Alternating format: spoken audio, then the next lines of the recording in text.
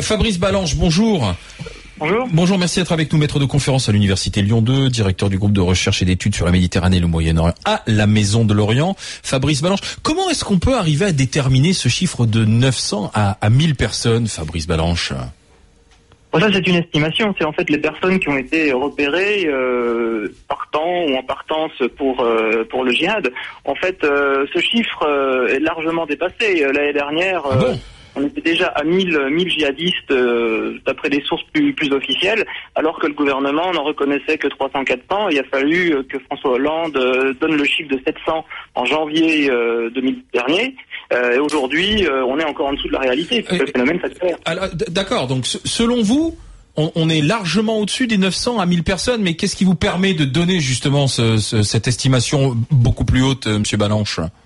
Des informations officieuses, tout simplement. Lorsque j'en discutais l'année dernière avec des personnes concernées, ils me disaient il y en a déjà plus d'un millier qui sont partis, et le gouvernement n'en reconnaissait que 300 à 400.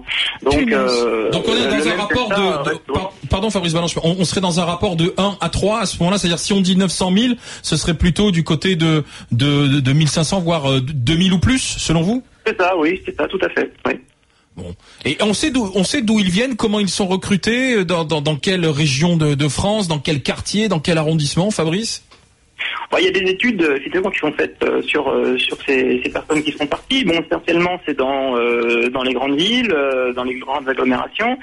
Les profils, ça peut être évidemment des jeunes en perdition dans les banlieues, mais ce qui est plus dangereux, c'est que ce sont des gens par contre qui paraissent bien intégrer la société française, avec des salaires corrects, des métiers qui ont fait des études brillantes, il y a pas de problème, et ils partent tout de même. Ils partent parce qu'ils ont le sentiment en France finalement de ne pas être acceptés. Ils ont le sentiment de ne pas pouvoir faire changer les choses, et à ce moment-là, ils partent faire le djihad pour donner un sens à leur vie. Et ce sont ceux-là en fait qui sont les plus dangereux, parce que évidemment ce sont les plus intelligents et susceptibles de revenir justement provoquer des attentats en France. Alors que les jeunes en perdition, il y a toujours manière de leur mettre dans les rails, s'il n'est pas trop tard, s'ils n'ont pas franchi le pas par des exactions qui les rendraient récupérables ensuite. Fabrice Balanche, c'est Johnny Blanc. Moi, je pense quand même que ces gens-là qui effectivement partent faire le djihad parce qu'ils ne se sentent pas acceptés en France, parce que ceci, parce que cela, les gens qui ont ces idées-là, moi, quelqu'un qui pense que si je pense pas comme lui, je dois mourir, je peux pas l'accepter, je suis désolé. Donc ces gens-là ne trouveront jamais leur place nulle part. C'est pas possible. Fabrice Balanche. Oui, on a eu ce phénomène à plusieurs époques, fin 19e avec les anarchistes, qui commettaient des attentats. Mais là, on est sur un registre différent. Il y a un phénomène qu'on sous-estime totalement en France, c'est le communautarisme. Un communautarisme qui se développe, qui est entretenu, où il y a des territoires entiers qui aujourd'hui échappent à la République, des quartiers de Marseille, Roubaix, par exemple. Gilles Kepel, dans son ouvrage Passion française, l'a très bien décrit, et ça fait absolument froid dans le dos, ce qu'il raconte sur ces zones, justement, de non intégrées, fiefs en partance pour le djihad, labourés par des prédicateurs salafistes payés par les pays du Golfe. C'est ça le danger.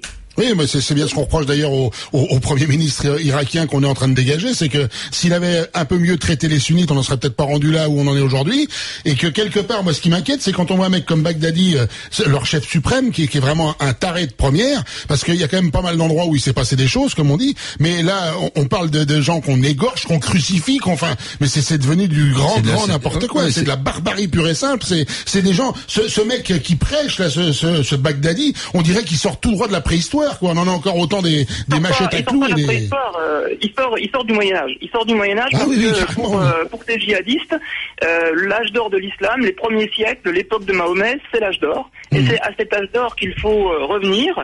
Ce qu'on oublie de dire, c'est que la conquête musulmane, ça s'est pas fait dans la dentelle, ça a été sanglant. Il reproduit exactement aujourd'hui ce qui s'est produit au 7e siècle après Jésus-Christ. Mais dites-moi, Fabrice Balanche, aujourd'hui, puisque vous me dites que le chiffre donné par Bernard Cazeneuve ce matin est en dessous de ce qui se passe sûrement réellement, c'est-à-dire qu'on serait plutôt entre 1500 et 2000 Français combattants là-bas djihadistes.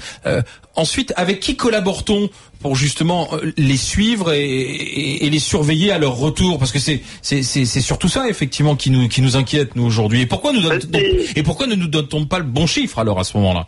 On ne donne pas le bon chiffre parce qu'on veut pas inquiéter l'opinion, parce que depuis 3 ans, On disait qu'il fallait abattre le régime de Bachar el-Assad parce qu'il était face à une révolution laïque, démocratique, etc. Aujourd'hui, on s'aperçoit que ces gentils laïcs, ils ont une barbe qui descend jusqu'aux genoux et écrit Allah Akbar en permanence. Mais ça, c'était pas tout à fait dès le départ, mais enfin, c'est venu très rapidement. On nous a caché la vérité. L'année dernière, on parlait d'aller bombarder la Syrie de Bachar el-Assad.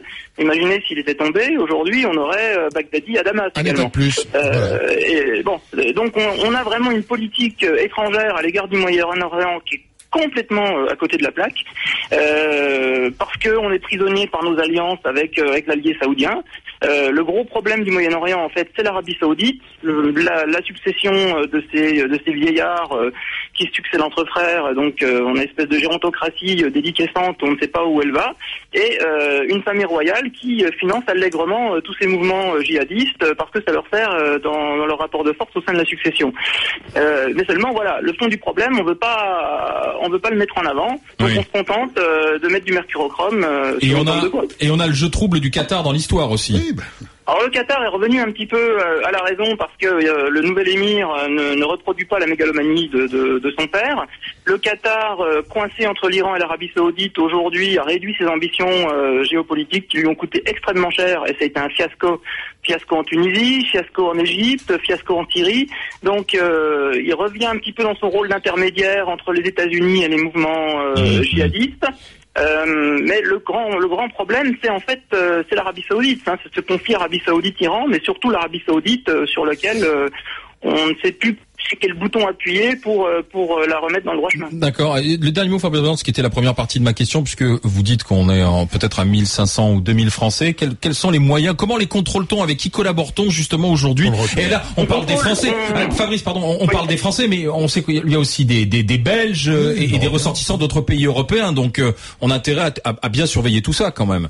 Oui, alors la porte d'entrée pour la Syrie comme pour l'Irak, c'est la Turquie. Je me suis rendu en Turquie début juin, à la frontière. Je me suis rendu compte que les djihadistes prospéraient dans le sud de la Turquie, au vu de tout le monde. La frontière turque est une vraie passoire.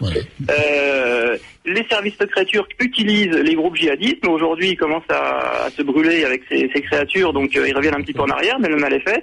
Et normalement c'est sur les services turcs qu'on compte le plus pour nous donner des informations. Or ils ne collaborent pas avec les pays européens comme ils devraient le faire. Vous me parlez bien de la Turquie qui veut rentrer dans l'Europe, hein? Oui, tout à fait. Erdogan qui va bientôt être couronné calife. Vous avez aussi beaucoup de gens qui partent via la Tunisie, via le Maroc. Un jeune qui vous dit je rentre au bled pendant 6 mois, 1 an, il va en Tunisie, après de Tunisie il repart sur la Turquie. Comment voulez-vous que les services français puissent les contrôler?